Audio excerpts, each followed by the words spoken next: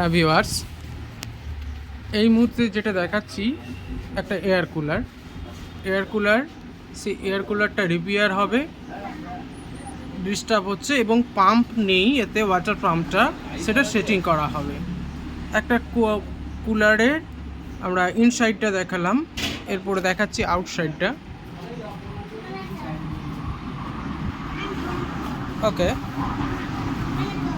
আপনারা দেখতে পাচ্ছেন সবই ইজি।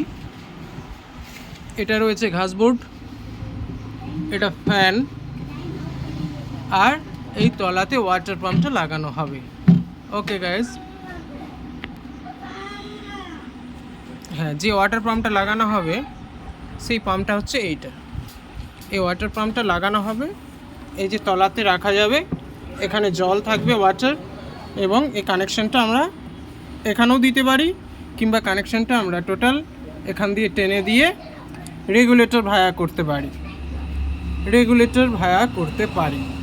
এবং এই কানেকশানগুলো পরের ভিডিওতে আমরা দেখাবো। অপেক্ষা করবেন, সাবস্ক্রাইব করবেন, ফলো করবেন, নোটিফিকেশানটা অন রাখবেন পরের ভিডিওগুলো, তাহলে আপনারা দ্রুত পাবেন।